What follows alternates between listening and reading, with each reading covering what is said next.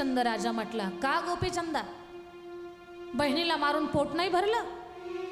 हात जोडतो महाराज तुम्हाला, मला वाटलं नव्हतं असं काही अघटित घडलं. तिच्याशी माझा संवाद सुद्धा झाला नाही, तिच्याशी बोलणं झालं नाही, आणि मला न बोलताच माझ्या बहिणीनं असं केलं. मान्य आहे, मला याला मी जबाबदार आहे, पण मला एक शेवटची संधी द्या. भले पूर्ण अधिकार तुमचा आहे, पण भाऊ या नात्यानं एक छोटीशी संधी द्या. माझ्या गुरुदेवांना मी बोलावतो, माझे गुरुदेव एवढे सामर्थ्यवान आहेत, माझ्या बहिणीला जिवंत करतील. गुरुवरचा विश्वास पहा, किती प्रचंड विश्वास आहे श्री गुरूंच्या वरती. मला शेवटची संधी द्या, मी माझ्या बहिणीला जिवंत करतो. कोणी ऐकत नाही. त्यात मध्ये चंपावतीच्या पतीनं तिचा हात कापला प्रेताचा, आणि गोपीचंदाला म्हटला, हा हात घे आणि जा तुझ्या गुरुकडे. किती दिवसात वापस येशील? फक्त 4 दिवस वेळ द्या. 4 दिवसाचा वेळ घेऊन गोपीचंद निघाला. विनंती केली सगळ्यांना, 4 दिवस प्रेत जपून ठेवा बरं, अग्निडाग देऊ नका प्रेताला, ते शरीर जपून ठेवा. तेवढी माझी शेवटची विनंती आहे का? माणसाचा श्वास चालू आहे तोपर्यंत माणसं भरपूर माणसाला वेळ देतात, आणि ज्या दिवशी श्वास निघून जातो त्या दिवशी माणसं माणसाला वेळ देत नाहीत. आपलंच माणूस जेव्हा स्मशानात आपण घेऊन जातो ना, खरं सांगा मला, किती वेळ देतो आपण त्याला? वेळ काय, घाई झालेली असते, घाई. घ्या, आवरा, पटकन पटकन अग्निडाग द्या. खरंच माणसाचं प्रेम आहे? इथे खरी परीक्षा आहे माणसाची. शेवटी सुद्धा आपल्या सोबत कोणीतरी असावं, याच्यासाठी जीवनामध्ये गुरु करून घ्या. शेवटच्या क्षणाला गुरुनं दिलेला गुरुमंत्र आपल्या सोबत राहील. साऱ्या जगानं जरी आपली साथ सोडली तो गुरु आणि गुरुचा मंत्र आपल्या सोबत असेल.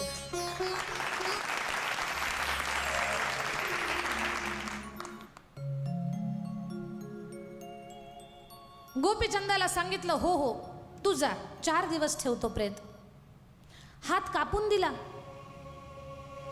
गोपीचंद वाऱ्यासारखा, वेडासारखा बेभान होऊन सद्गुरूचं नाव घेत, सद्गुरुनाथा सद्गुरुनाथा, गुरुवर्या गुरुनाथा, मी फार मोठ्या संकटात सापडलोय, लवकर या, त्वरेनं या, धावा करत आपल्या राजधानीकडे निघाला. इकडे तिलकचंदाला सगळ्यांना एवढी घाई झाली, त्यांनी चंपावतीच्या प्रेताला अग्निडाग दिला.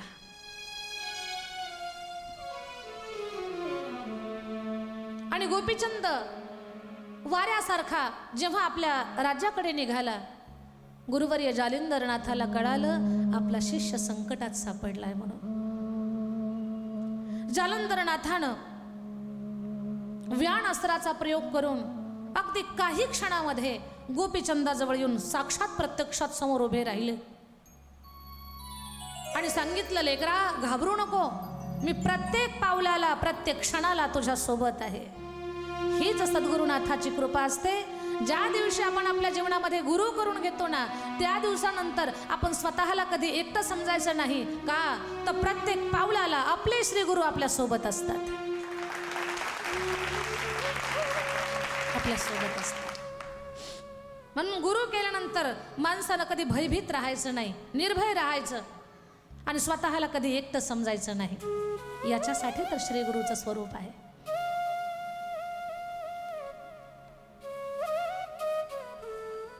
गुरु जालंधरनाथ म्हणतात, लेकरा तुझी काय स्थिती आहे हे मला कळालं, म्हणून मी तुझ्या समोर प्रगट झालो. गुरुदेव, मी माझ्या बहिणीच्या गावात आलो आणि असा असा प्रकार झाला. मला न भेटता न बोलता माझी ताई मृत्यूला प्राप्त झाली, तिनं आत्महत्या केली. 4 हितगुजाच्या गोष्टी झाल्या असत्या तर तिला संन्यस्त धर्माचं महत्त्व समजावून सांगितलं असतं.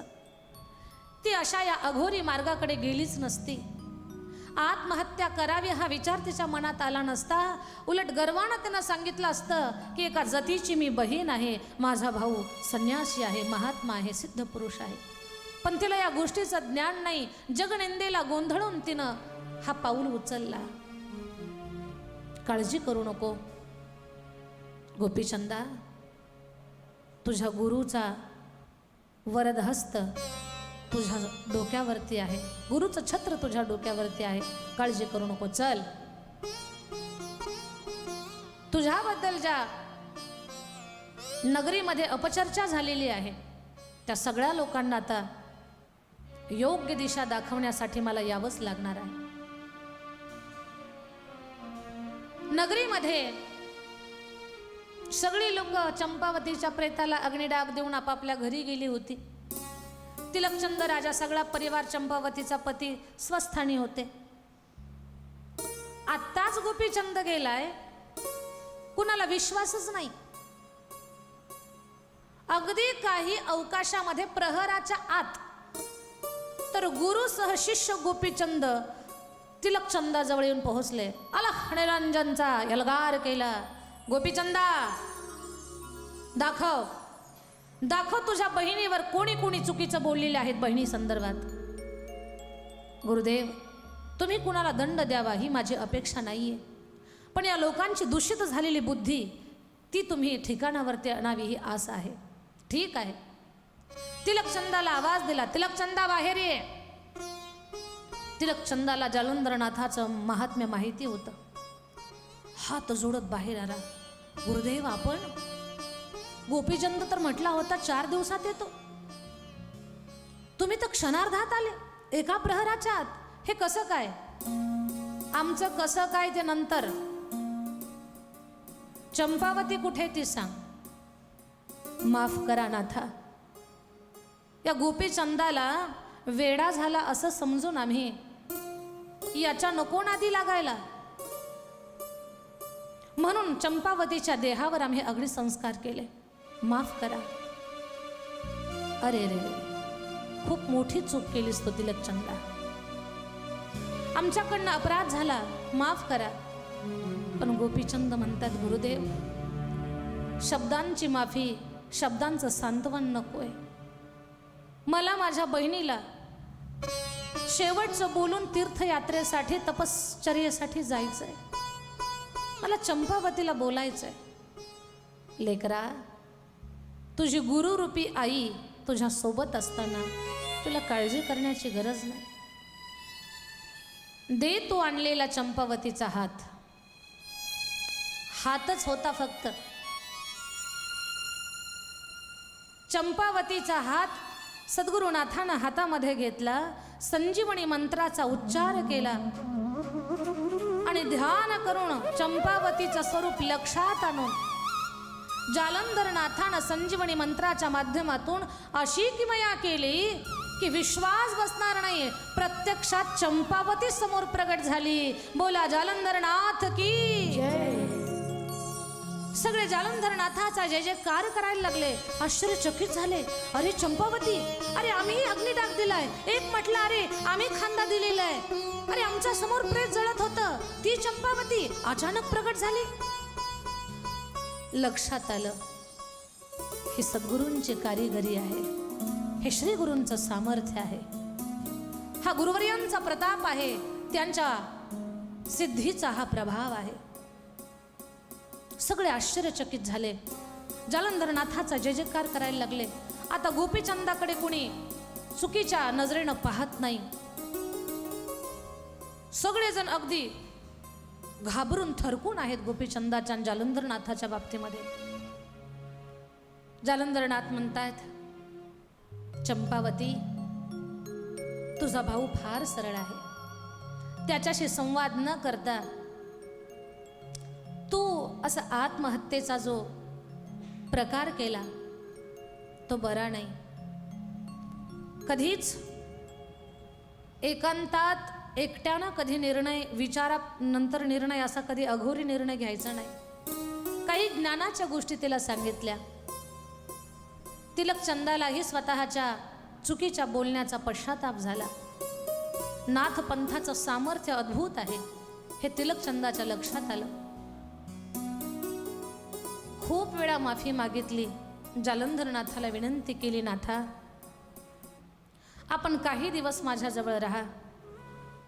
3 दिवस तिथे राहण्याचा निर्णय त्यांनी घेतला. चंपावतीला सांगितलं, बाळा तुझ्या हातानं स्वयंपाक कर. चंपावतीनं सुंदर स्वयंपाक केला.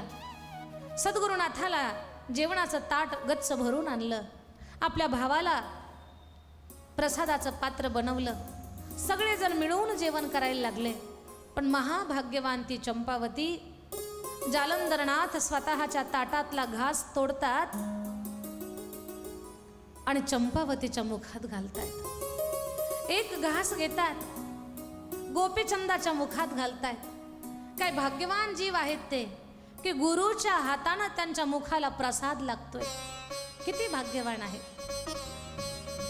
चंपावती म्हणते, गुरुदेव तुमच्या हातानं तर प्रसाद सेवन केलाय, तुम्ही जेवण करा आणि तुमच्या ताटात उरलेला उचिष्ट प्रसाद आम्हाला द्या.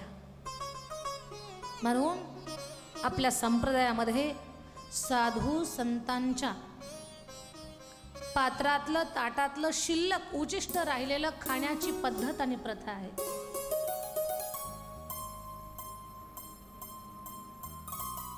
आणि कितीतरी प्रमाण आहेत.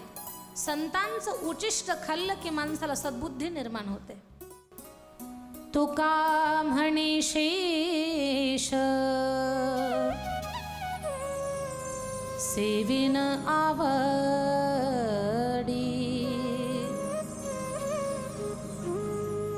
वचन न मोडी बोलिले ते. तुका म्हणे शेष सेविन आवडी, वचन न मोडी बोलिले ते. तेची माझे हित करीती सकाळा, जेने हा गोपाळ कृपा करी. संतांचा प्रभाव, संतांचा महिमा अगाध आहे. काय करत नाही संत, तिची माझे हित करीती सकळ, जेने हा गोपाळ कृपा करे. आणि जेव्हा चंपावती जिवंत झाली, तिच्या हाताचा स्वयंपाक प्रसाद म्हणून सगळ्यांनी घेतला. जालंधरनाथ सगळ्यांवर ते कृपा करून गोपीचंदाला बद्रिकावनाच्या दिशेनं पाठवतायत. आणि जालंधरनाथ त्यांचाही पुढचा प्रवास चालू झालेला आहे. 12 वर्ष गोपीचंद एका जागेवरती तपश्चर्या करतोय. 12 वर्षाचं तप पूर्ण झाल्यानंतर पुन्हा जालंधरनाथ सद्गुरुनाथ गोपीचंदाच्या मस्तकावरती हात ठेवून शक्तिपात करतायत. ब्रह्मज्ञानाचा उपदेश करतायत, अनुग्रह देतायत आणि सिद्ध पुरुष बनवतायत गोपीचंदाला. संतांमध्ये सामर्थ्य आहे की ते त्यांच्यासारखं आपल्याला बनवतात. बाकी या संसारामध्ये आपल्याला स्वतःचं स्वरूप दुसऱ्याला देणारा एवढा उदार जीव या जगाच्या पाठीवर संताशिवाय दुसरा कोणीच नाही. हे व्यावहारिक जीव आहेत ते सगळे. आपल्यासारखं दुसरं नसावं हीच भावना प्रत्येकाची असते. पण संताची तळमळ असते आमच्यासारखं दुसरं तयार व्हावं, ही तळमळ फक्त संतांची असते. आणि मग या कथा सत्रामध्ये आता आपल्याला आणखी पुढे प्रवास करायचा आहे. त्याच्यासाठी काही क्षण आपण भजन करू. हरि ओम चैतन्य मच्छिंद्रनाथाय नमो नमः, गोरक्षनाथाय नमो नमः, जालंधर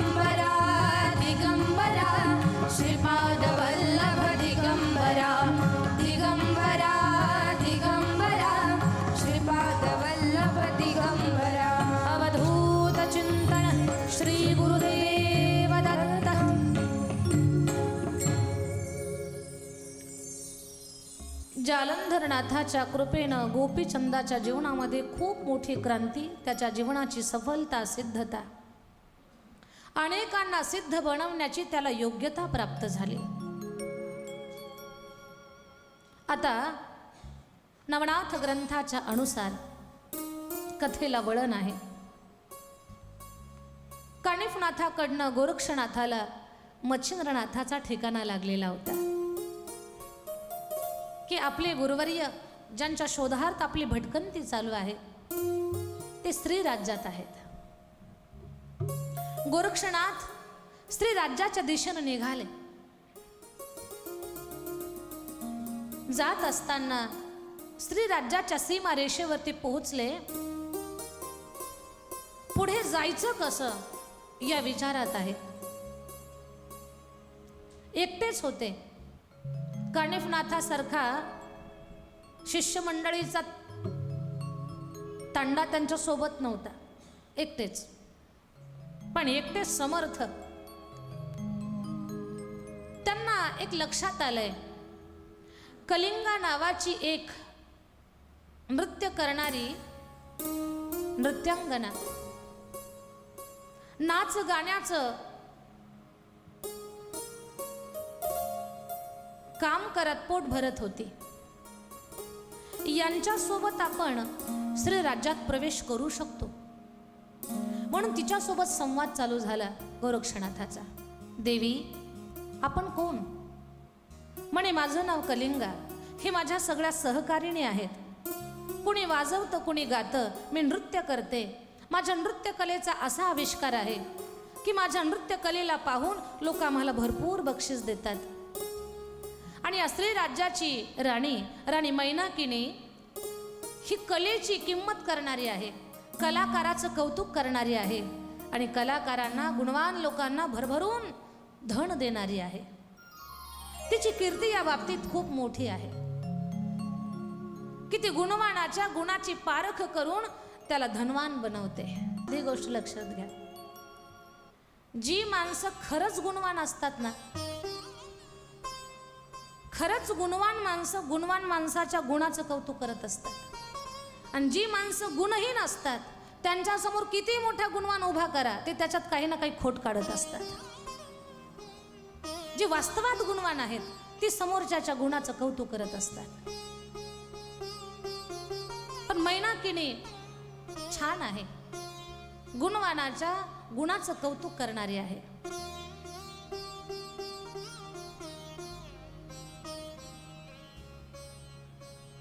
म्हणून आम्ही तिकडे नृत्य गाणं करण्यासाठी जाणार आहोत. तिने विचारलं, तुम्ही कोण? तेव्हा गोरक्षनाथानं आपलं स्वतःचं नाव सांगितलं. माझं नाव पुरवडा आहे. वेगळंच नाव सांगितलं. का सत्य सांगायचं नव्हतं आत्ताच? ठीक आहे पुरवडा, तुझं काय म्हणणं आहे? म्हणे मला पण तुमच्या सोबत यायचंय. हे पुरवडा, श्री राज्यात कुठलाच पुरुष जिवंत राहत नाही. मरायचंय का तुला? नाही म्हणे, ती जबाबदारी माझी मी घेतो. मी मेलो तरी तुमच्यावर काही येणार नाही, तुम्ही निश्चिंत राहा. पण तिकडे फक्त स्त्रियांना प्रवेश आहे. म्हणे मी तुमच्यासारखा स्त्रीवेश धारण करतो. ठीक आहे म्हणे, तू स्त्रीवेश धारण करशील, पण तू आमच्या काय कामाचा? तुझ्याकडे काय गुण आहे? म्हणे मी चांगलं गाऊ शकतो, चांगलं वाजवू शकतो आणि मला सगळ्या विश्वातल्या सगळ्या कला अवगत आहेत. नाही म्हणे, तुझ्या सांगण्यावर विश्वास नाही ठेवू शकत. तू अगोदर तुझ्या कलेचा आविष्कार दाखव. कलिंगा बोलली, तू वाजव, मी नृत्य करते. पुरवडा बोलला, मी वाजवतो आणि गातो सुद्धा, तू नृत्य कर. गोरक्षनाथानं असा मृदंग वाजवला की त्या मृदंग आविष्कारानं कलिंगा भारावून गेली. ती म्हटली, पुरवडा, अरे असलं वाजवलं आणि असलं गायलं तर राणी मैनाकिनी एवढी प्रसन्न होईल, भरभरून देईल आपल्याला. आता तुला तर मी घेऊनच जाणार.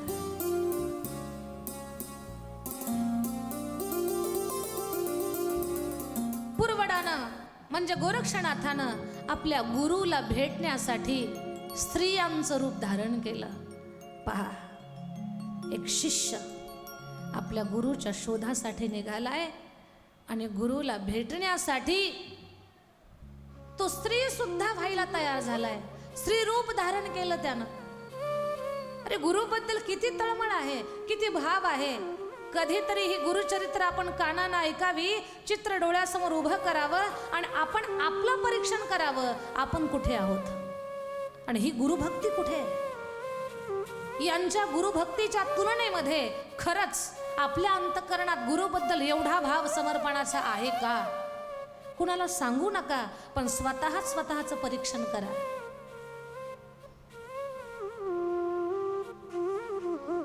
गोरक्षनाथानं आपल्या गुरुसाठी स्त्रीचं रूप धारण केलंय आणि स्त्री राज्यात प्रवेश केल्यानंतर पाठीमागून हनुमंतरायानं येऊन भुभुक्कार करू नये याच्यासाठी हनुमंतरायाचा बंदोबस्त करण्याकरता अनेक स्पर्शास्त्र असेल, नागास्त्र असेल, पर्वतास्त्र असेल, वेगळ्या वेगळ्या अस्त्रांची योजना केली. आता हे पुरवडा परत ते कलिंगा हे सगळेजण आतमध्ये जाणार आणि हनुमंतराया सुद्धा भुभुक्कार करण्यासाठी जाणार. पण हनुमंतराया त्या वेगळ्या वेगळ्या अस्त्रपाशामध्ये बांधले गेले, व्याकुळ झाले, एवढे जखडून गेले त्या पाशामध्ये की हनुमंतरायांच्या लक्षात आलं, आता मला सुद्धा माझ्या गुरुशिवाय कोणी वाचवू शकत नाही. हनुमंतरायाचे गुरु कोण? प्रभू रामचंद्र भगवान की. माझ्या गुरुशिवाय मला कोणी वाचवू शकत नाही. गुरुचं ध्यान केलं, अंतःकरणातून रामरायाचा धावा केला. आपलं लेकरू, आपलं शिष्य कुठल्या तरी संकटात सापडलाय. रामराया प्रगट झाले. हनुमंतरायाला अनेक पाशात बद्ध झालेलं पाहिलंय आणि रामप्रभूनं हनुमंतरायाची मुक्तता केली. लेकरा, काय झालंय? भगवान, कोणीतरी इथे जती आलेला आहे, त्यानंच हे करून ठेवलेलं आहे. कोण आहे? चला शोध घेऊ. श्री राज्याच्या सीमारेषेवरती या सगळ्या जथ्यासोबत गोरक्षनाथ सुद्धा होते आणि गोरक्षनाथ लक्षात आले. पण यांनी रूप बदललं दोघांनी. ब्राह्मण रूप धारण करून दोघे जण आले आणि त्या जतीला नमस्कार केला. नमस्कार सिद्धपुरुषा, कोण आहात? म्हणे मी गोरक्ष. ठीक आहे गोरक्षनाथा, आम्ही गरीब ब्राह्मण आहोत, आम्हाला तुमच्याकडनं काहीतरी पाहिजे, पण आम्ही मागितलं तुम्ही द्याल, याच्यासाठी तुम्ही आम्हाला वचन द्या. गोरक्षनाथ फार चतुर आहेत. गोरक्षनाथ बोलले, तुम्हाला जे पाहिजे ते देईल, पण तुम्ही कोण आहात ते अगोदर खरं खरं सांगा. तुम्ही ब्राह्मण देवता नाही. म्हणे कसं काय? म्हणे मी इकडे स्त्री राज्याकडे येण्याचे जे मार्ग आहेत त्या मार्गावरती अनेक अस्त्र सोडलेली आहेत आणि एक साधारण मनुष्य ते अस्त्र, ते पाश तोडून इकडे येऊ शकत नाही. सत्य सांगा तुम्ही कोण आहात, नाही तर आता या क्षणाला तुमची बरी गत नाही. दोघही मूळ रूपात आले. रामराया हनुमंतरायाचं दर्शन झालं आणि गोरक्षनाथानं हात जोडले. भगवान, तुम्ही काय सेवा करू? हनुमंतराया म्हणतात, भगवान सांगा ना गोरक्षाला की मच्छिंद्रनाथाला घेऊन जाऊ नको म्हणा. रामराया एकदा हनुमानजीकडे पाहतात, एकदा गोरक्षाकडे पाहतात. दोघे स्वतःची लीला कार्य करतायत. रामराया हसले. रामराया म्हणतात, गोरक्षा तुमच्या काय मनात आहे? म्हणे माझ्या गुरुला घेऊनच जाणार आहे मी. हनुमंता, तुम्हाला काय वाटतंय? म्हणे घेऊन जाऊ नये असं वाटतंय. रामरायानं आपल्या लेकराला समजावून सांगितलं, हनुमंतराया तुम्ही जे मैना केलेलं वचन दिलं होतं त्या वचनाची आता पूर्तता झाली आहे आणि मच्छिंद्रनाथ हे सिद्ध पुरुष आहेत, नाथ पंथातले पहिले नाथ आहेत. त्यांनी असं खूप जास्त दीर्घकालापर्यंत अशा या व्यावहारिक संसारिक उपभोगामध्ये गुंतून राहणं योग्य नाही. हां, विशिष्ट कार्यासाठी ठराविक काळाकरता कार्यसिद्धी होण्यासाठी ठीक आहे, पण आता त्यांना जाऊ देणं यात आपला सुद्धा मनाचा मोठेपणा आहे. अशी ही मैनाकिनीची आता मुक्तीची वेळ आलेली आहे, कारण ती शापबद्ध होऊन इथे आलेली आहे. तिच्या सुद्धा मुक्तीचा काळ जवळ आलेला आहे. हनुमंतरायाला समजावून सांगितलं, गोरक्षनाथाच्या गुरुभक्तीचं कौतुक केलं आणि गोरक्षनाथाला सांगितलं, बेटा जा, तुमच्या कार्याला सिद्धता प्राप्त हो. गोरक्षनाथ पुढे स्त्रीरूप धारण करून कलिंगासोबत गेलेले आहेत. तिथे सुंदर मैनाकिनीच्या दरबारामध्ये नाच गाण्याचा नृत्याविष्कार. ते सुंदर असं नाच गाणं पाहून मैनाकिनी प्रचंड खुश झाली. आणि फक्त नाचण्यावर खुश नाही, गायनावर तेवढीच खुश, वादनावर तेवढीच खुश. आणि वाजवायला गोरक्षनाथ पुरवडाच्या रूपामध्ये होते. पुरवडा रूप नाव धारण केलेलं, स्त्रीचं रूप धारण केलेलं.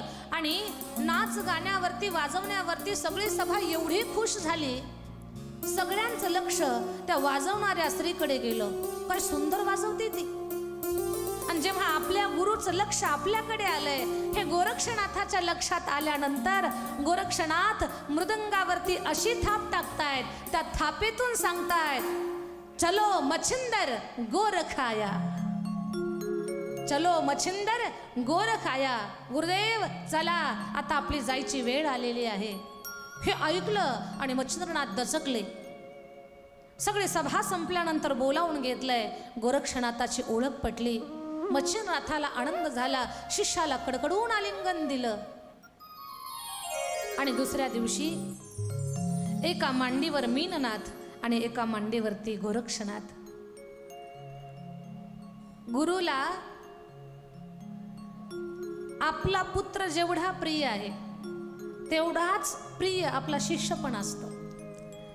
जी माया आपल्या काळजाच्या तुकड्यावर असते तीच माया गुरुची आपल्या शिष्यावरती असते. मांडीवर बसलेल्या गोरक्षाला मीननाथाला पाहून मैनाकिनीला पण आनंद वाटला. सगळ्या सभेनं कौतुक केलं, पण मैनाकिनीच्या मनामध्ये एक धास्ती आहे. आता गोरक्ष मच्छिंद्रनाथाला घेऊन जाईल. नाना प्रकारे शब्दाद्वारे स्त्रियांचा आमिष दाखवून, लग्नाचा आमिष दाखवून, अप्सरांना पुढे पाठवून गोरक्षनाथाच्या बुद्धीमध्ये भेद निर्माण करण्याचा ते प्रयत्न करते. पण गोरक्षनाथ कुठल्याच गोष्टीला बळी पडत नाहीयेत. आणि गोरक्षनाथ एकच त्यांचं ठरलेलं आहे, गुरुदेवाला इथून घेऊन जायचं. सायंकाळचं भोजन झालं, गुरुदेवांसोबत संवाद चालू झाला. गुरुदेव, आपण जगत उद्धाराचं दिव्य कार्य करण्यासाठी अवतरित झालेलो आहोत. असं या संसार बंधनामध्ये, या राज्यव्यवस्थेमध्ये, स्त्री पुत्र धनामध्ये असं गुरफटून बसणं हे आपल्यासारख्या जतीला शोभा देत नाही. ठीक आहे, या उपेक्षित जीवांच्या कल्याणार्थ तुम्ही इथपर्यंत आलात. तुमच्या संबंधानं का असेना या स्त्री राज्याचा गौरव आपल्या चरित्राशी जोडला गेला, यांचं कल्याण झालं. पण आता आपण जास्तीचं काळ इथे राहणं योग्य नाहीये. आपलं जगणं या व्यावहारिक लोकांसोबत, या संसारिक लोकांसोबत असं असावं जसं धान्य टिपण्यापुरते पक्षी अंगणामध्ये येतात, धान्य टिपलं की निघून जातात, तसं आपलं यांच्यासोबतचा व्यवहार असावा. देव, आपण आता चला, आपला आता हा इथपर्यंतचा यांच्याशी जो आपला कार्यकाल जोडलेला होता आता तो पूर्ण झालाय. या छोट्याशा राज्यासाठी आपलं जीवन नाही, या भरलेल्या जगाचं कल्याण करण्यासाठी आपला अवतार कार्य आहे. आपल्यासाठी हे विश्वची माझे घर, ऐसी मती जयाची स्थिर, या भावनेनं आपल्याला आता पुढचं आपलं कार्य करायचं आहे. गोरक्षनाथाच्या उपदेशानं आज गुरुचे कान मन तृप्त झालं आणि आज असं वाटतंय की खरंच असा शिष्य मी बनवलाय याचा गर्व गुरुदेवांना सुद्धा झाला. मच्छिंद्रनाथाची, गोरक्षनाथाची निघण्याची तयारी. सर्व स्त्री राज्य शोकाकुल झालंय. जाताना मीननाथाला पाठवलंय. या नवनाथ ग्रंथामध्ये अजून भरपूर नाथांच्या दिव्य कथा आहेत. पण वेळेची मर्यादा, प्रत्येक गोष्टीची मर्यादा असते. पुढे मीननाथाला गोरक्षनाथानं मारून कसं जिवंत केलं पुन्हा, तो कथाभाग आहे. त्याच्या पुढे सोन्याची वीट गोरक्षनाथानं जी फेकून दिली होती, त्या सोन्याच्या विटेच्या बदल्यामध्ये गर्भगिरीचा पर्वत सोन्याचा केला, ती दिव्य लीला आहे. पुढे भर्तरीनाथाच्या उद्धाराची कथा आहे. भर्तरीला भर्तरीनाथ कसं बनवलं, ती लीला नवनाथ ग्रंथामध्ये येते.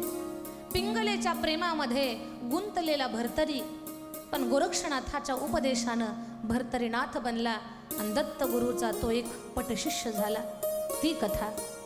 त्याच्या पुढे चौरंगीनाथाची कथा. मच्छिंद्रनाथ परकाया प्रवेश करतायत आणि बराच काळ 12 वर्ष एक तीर्थराज प्रयागमधलं शासन चालवतायत, ती कथा येते. त्या कथेनंतर अडभंगनाथाची कथा, धर्मनाथाची कथा, रेवणनाथाची कथा, वटसिद्ध नागनाथाची कथा, चरपटेनाथाची कथा. परकाया प्रवेशामध्ये जेव्हा ज्या मच्छिंद्रनाथ जातात ना, तेव्हा राणी रेवतीच्या गर्भातून मच्छिंद्रनाथाच्या माध्यमातून एक पुत्र जन्माला येतो, त्याचं नाव धर्मनाथ. धर्मनाथाला दीक्षा देतात. 12 वर्षांना पुन्हा जातात. त्या धर्मनाथाचा पुत्र त्रिविक्रम त्याला राजगादीवर बसून धर्मनाथाला सिद्ध पुरुष बनवण्यासाठी पुन्हा जोग दीक्षा देतात. आणि ज्या दिवशी धर्मनाथाला जोग दीक्षा दिली, तो दिवस माघ शुद्ध द्वितीयेचा धर्मनाथ बीज म्हणून जगामध्ये जगविख्यात झाला. बोला धर्मनाथ महाराज की जय. अशा अनेक लीला आहेत. बस नवनाथांची कथा श्रवण करून आपल्या सगळ्यांचं जीवन धन्य व्हावं, तुमच्या जीवनातल्या अडचणी दूर जाव्यात, जीवन सुख समृद्ध आरोग्य ऐश्वर्यानं भरभरून जावं आणि नवनाथांच्या चरणी आपली श्रद्धा अढीग आणि अढळ बसावी आणि गुरुचं महत्त्व जाणून गुरुचरणी देखील आपलं समर्पण आणि आपली श्रद्धा अधिकच वृद्धिगत व्हावी, अशी भगवान परमात्माच्या चरणी प्रार्थना करून या नवनाथ कथेला आम्ही विराम देत आहोत. आणि सद्गुरूच्या बाबतीत आपला किती समर्पणाचा भाव असावा, याच्यासाठी तुकोबारायांच्या वाणीद्वारे त्यांचा अभंग गाऊन कथेची सांगता करू. सद्गुरु वाचोनी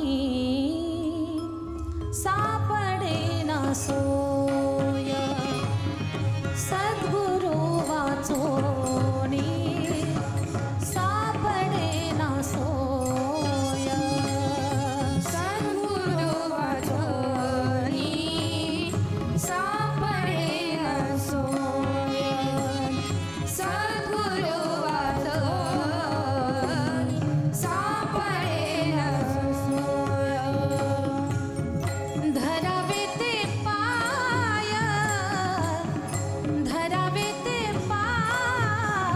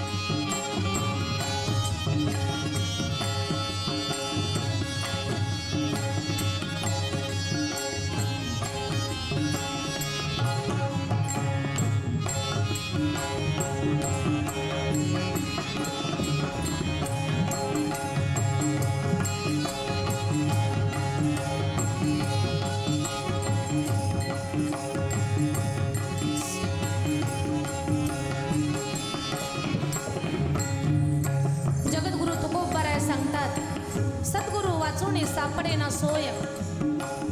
जीवनाचं कल्याण करून घ्यायचं असेल तर धरावे ते पाय आधी आधी. काय करतात संत? आपण सारीखे करीती तात्काळ, किती तात्काळ? नाही काळ वेळ तया लागे. म्हणा नाही काळ वेळ, नाही काळ वेळ तया लागे.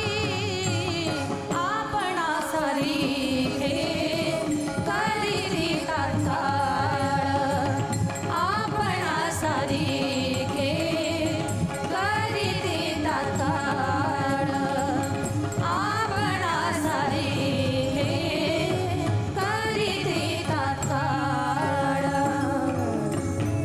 आपण सारीखे करीती तात्काळ. नाही काळ वेळ तया लागी, नाही काळ वेळ तया लागी. या जगाच्या पाठीवर शरण जाण्यासाठी एकच ठिकाण, सद्गुरूचे चरण.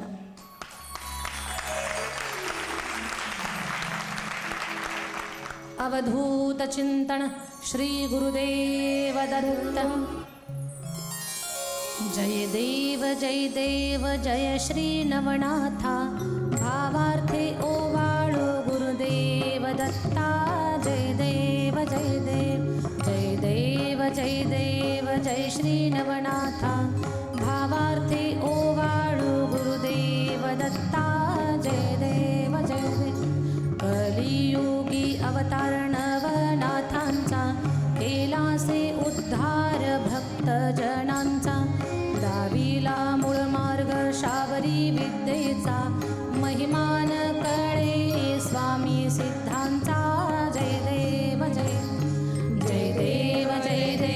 जय श्री नवनाथा. भावार्थे ओवाळू गुरुदेव दत्ता. जय देव मच्छीपासून झाले मच्छिंद्रनाथ, गोरक्ष जन्माले गोवर भस्मात. जालंधर उत्पत्ती यज्ञ कुंडात, काणीफ पैदास गज करणात. जय देव जय श्री नवनाथा. भावार्थे ओवाळू गुरुदेव दत्ता. जय देव चरणापासून झाले चरपटीनाथ, गहिनी गोपीचंद अडभंगनाथ. हरिणीने रक्षिले भरतरीनाथ, 84 सिद्धांचे सिद्ध गणित. जय देव जय श्री नवनाथा. भावार्थे ओवाळू गुरुदेव दत्ता. जय देव कलियुगी नवनाथ प्रगटले, शाबरी विद्येने जगा उद्धरिले. विद्येच्या प्रतापे सुरवर जिंकिले, नाथांच्या सेवेशी शरण आले. जय देव जय श्री नवनाथा. भावार्थे ओवाळू गुरुदेव दत्ता. जय देव घाली लोटांगण वंदिन चरण, डोळ्याने पाहिन रूप तुझे. प्रेमे अलंगन आनंद पूजन, भावे ओवाळीन भये नामा. विठ्ठल रखुमाई विठोबा रखुमाई, विठ्ठल रखुमाई विठोबा रखुमाई. पुंडलिक वरदा हरी विठ्ठल, श्री ज्ञानदेव तुकाराम. पंढरनाथ भगवान की जय. माऊली ज्ञानेश्वर महाराज की जय. जगद्गुरु तुकाराम महाराज की जय. सद्गुरु श्री कल्याण स्वामी महाराज की जय. अवधूत चिंतन श्री गुरुदेव दत्त. आजची कथा अप्रतिम झाली. दत्त दिगंबर दैवत माझे, हृदयी माझ्या नित्य विराजे. असं म्हणतात की गुरुतत्व हे चराचरामध्ये अखंड रूपात कार्यान्वित आहे.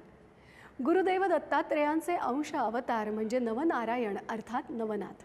श्री नवनाथांची गुरुभक्ती याबद्दल गेले काही भाग आपण मार्गदर्शन मिळवतो आहोत, ही गुरु महती समजून घेतो आहोत. इतकं सुंदर मार्गदर्शन ज्यांनी आपल्याला केलं त्या साध्वी सोनाली दिदींचे अंतःकरणापासून आभार व्यक्त करते. हे कथाभाग तुम्हाला नक्की आवडले असतील अशी पूर्णपणे खात्री आहे. आजच्या भागात मात्र इथेच थांबते. पुन्हा भेटणार आहोत उद्या सकाळी ठीक 7:30 वाजता आपल्या आवडत्या कार्यक्रमात गजर कीर्तनाचा सोहळा आनंदाचा मध्ये. तोपर्यंत जय जय रामकृष्ण हरी.